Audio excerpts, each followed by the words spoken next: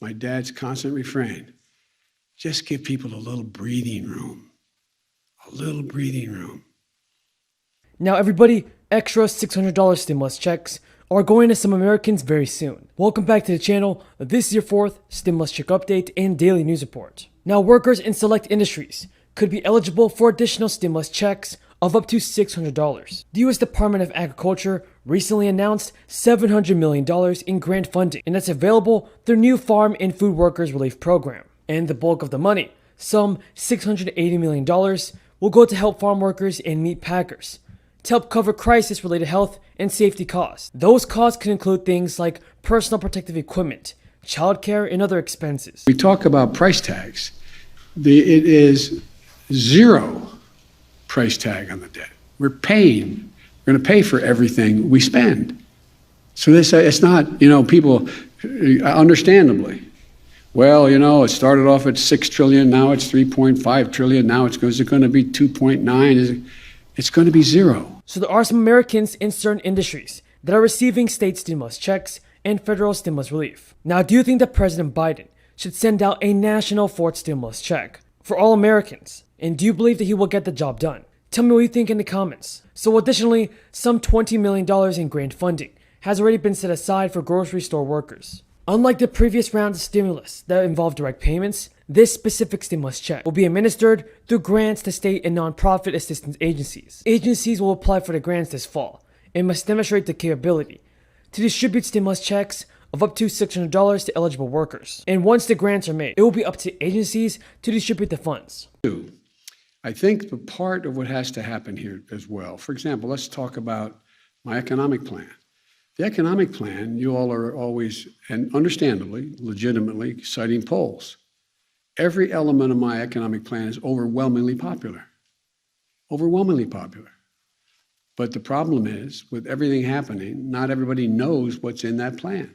The method for distribution of qualifications has not been announced yet. Starting October 1st, California's eviction moratorium will be cut to an end. And to avoid being evicted, renters who have been financially affected by the crisis must pay a portion of their back rent, and they can apply for rent relief through state or local programs. And the agency understands that between 800,000 and 1.5 million households in the state were financially burdened by the crisis, and they have lost income because their hours were reduced. Now, California has been slow to distribute rent relief. Advocates advise people not only to apply for rent relief, but also to seek legal aid if they're facing eviction. What are your thoughts on this, everybody? Americans are still going through the crisis, and many Americans are out of work. So do you believe it is right for California to end the eviction moratorium? Tell me what you think in the comments below. And after 8 days of delay, some families said they finally began seeing money for the September 15th payment of the child tax credit. But not everyone got their money on Friday. The new enhanced child tax credit payment may help parents continue working. Nearly 94% of parents said they plan to continue working. Really important and productive meeting. We congratulate the president on stepping in to make sure that we are all working on delivering the entirety of his agenda to his desk. And I think that's what he wanted as well. We have been very clear from the time that he laid out the Build Back Better agenda to Congress. According to a survey, only 6.4% of respondents said they used the credit to either work less or change jobs. And those that did were more likely to have young children or a partner at home. To that point, some 11.2% of parents with infants or toddlers said the credit would change their work status, and roughly 20% of those who said they used the credit stay home and live with a spouse. Now, of course, there's currently a debate over the future of the credit and whether it should be tied to work. While most Democrats want to expand the child tax credit payment, Joe Manchin has argued that work must be required in order to get the benefit.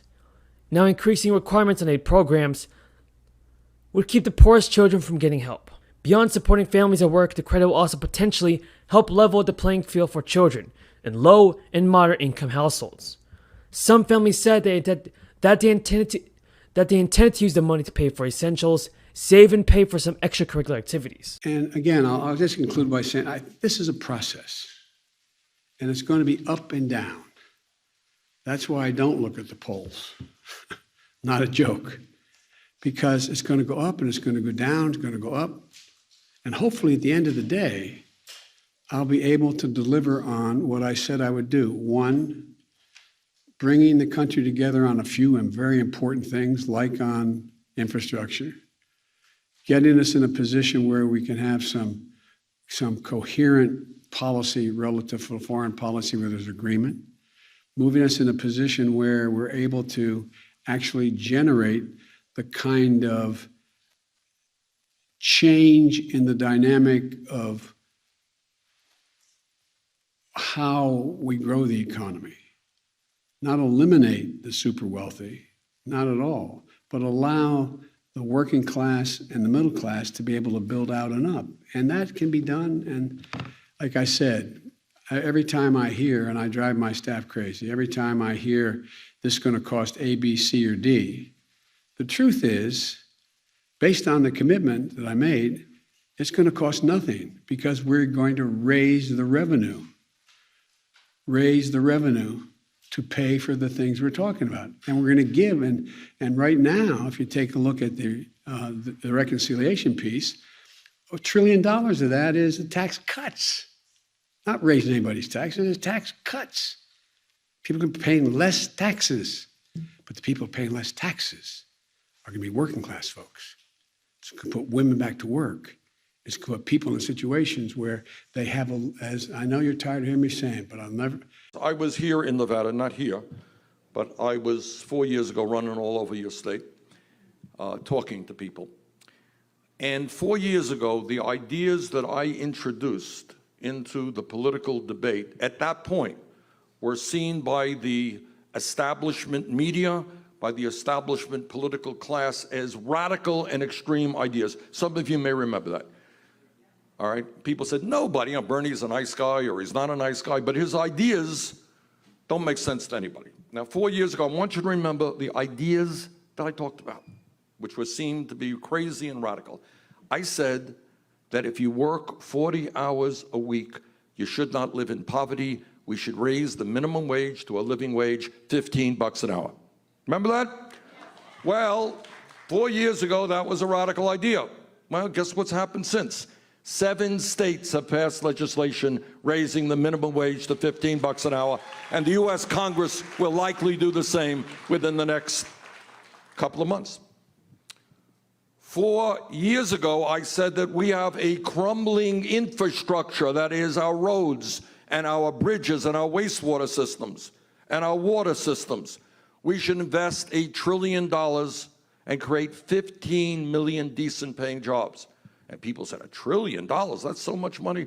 That's what everybody is talking about now, and that is exactly what we have got to do. This is America. Our roads and our bridges should not be collapsing.